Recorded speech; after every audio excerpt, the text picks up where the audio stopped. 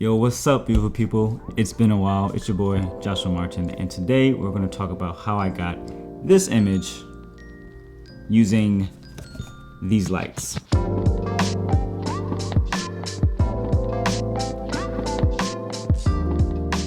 So straight up, this is not an ad. This is not a sponsored. I haven't been paid by Philips, but I've been using their lights for the past 7 months or so. You can actually see there's a light back here. I have one for my desk, the strip light from one of my recent posts. I had it on Instagram, and I've been dabbling with LED lights for a while, since last year. Since I actually moved down here to Miami, I have a couple of my desk setups with those lights. And so lately I've been like going back and forth, like, man, I want to do some product stuff, but I personally don't own a strobe kit. I do have the Aperture 120D, but I don't have any gels for this just yet. And so I knew I had these, and I was like, it would be kind of fun to figure out if I can actually use these type of lights to do some product photography stuff. And I had this crazy idea of making fine art product shots for cameras. So I took an all-nighter. I stayed up till about 2 a.m. and trying to figure out the intensity of the light. And so straight up, I'm kind of restricted, as you can kind of see here. I only have my lamp, and I got this from IKEA. And it only, turns left and right, up and down. And so in terms of feathering and controlling that light, all I had to kind of do was push it towards it and then push it away from the items on the table. I used a white foam core to be my background, and the second light was my light for my desk, as you can actually see here as well. So those are only two lights I had, and to be honest, these were the light coming out of the LEDs were really powerful. I actually got some quality light coming out of it. I did shoot this with the 1DX Mark II. Now let's talk about a little bit about these lights. So I have two versions of this light. I have this is the single A19 bulb. This has actually 800 lumens, which is way more than I expected from this little bulb. And I have this guy, which is the single BR30 floodlight. And I didn't even look at these when I first picked up how powerful they are, but surprisingly, this little guy puts out more color output, more wattage than this guy does. But I didn't necessarily use this. Really, I used this bulb and the LED strip in the back. And so let me show you some of the shots that I got.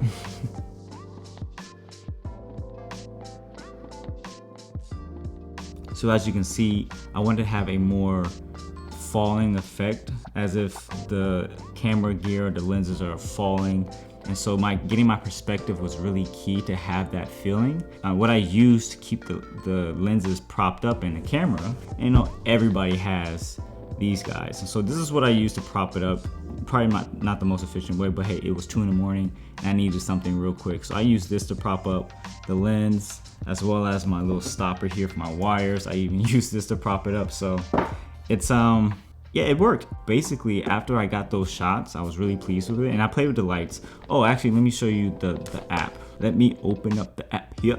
So actually, right now, I don't have on my desk light because I didn't want all the extra light coming this way. But if I turn it on, you can kind of, it's subtle, but you can kind of see where it gave me some like front light, some fill light, that fill light.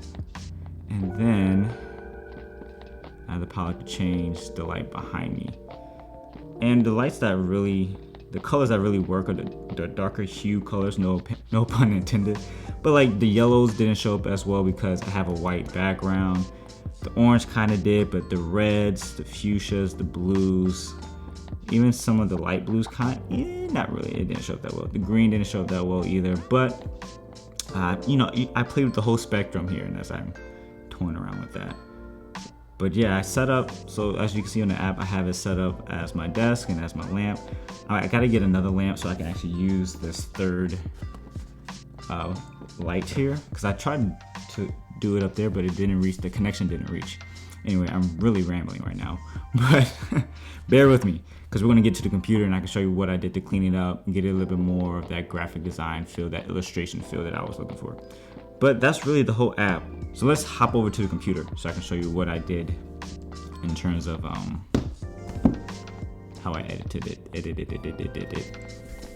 So now we're over on my desktop. I'm just going to kind of just talk through some of the stuff some of my thought process through this. As you can see, I'm loading up the images. I'm gonna kind of speed this up so it won't be too long and drowned out. But as you can see, I have all the images that I want, and then I ingested them. And so I shot previously, and I shot this again just to do some more tests.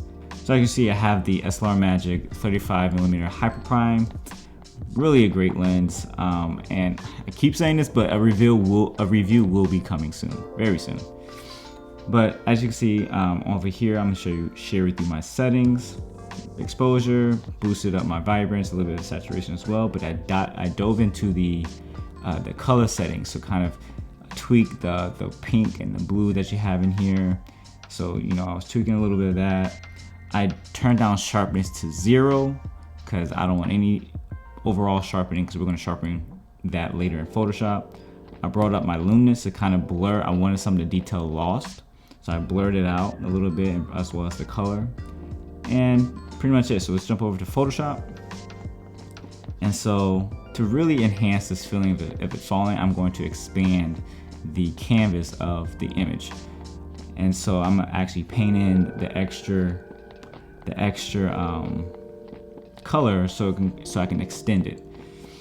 And you can do it several ways. I decided to do it the method of using a brush and using the healing brush tool.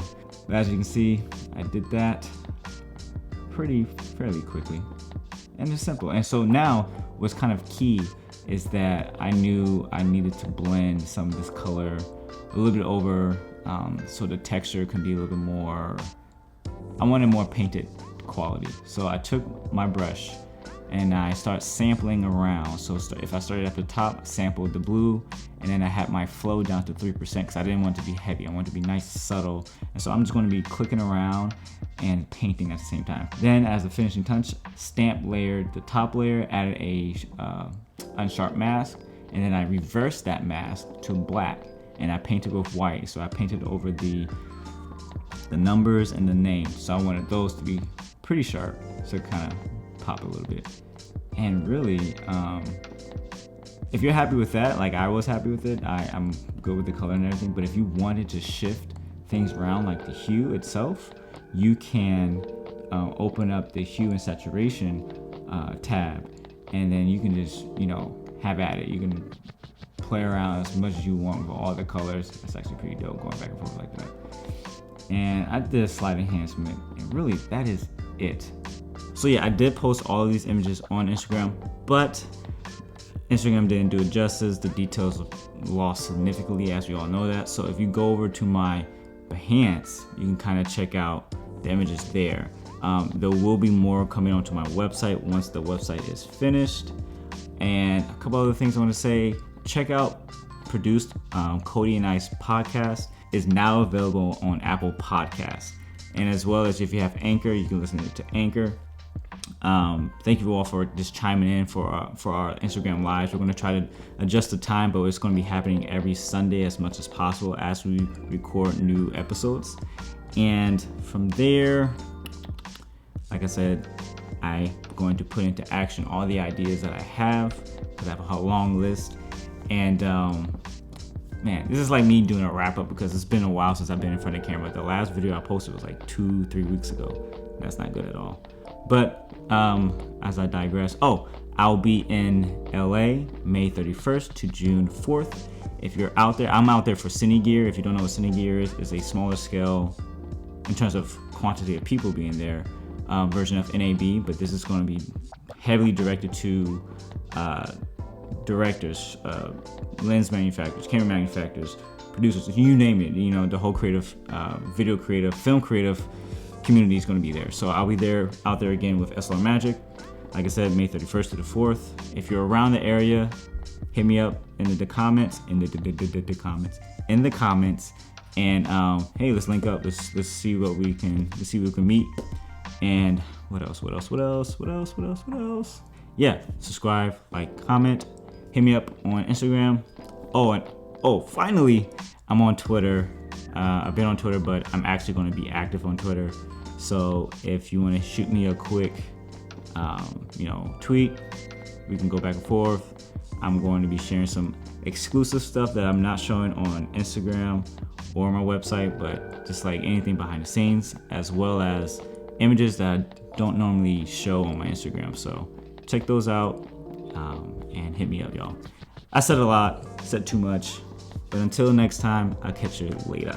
Deuces.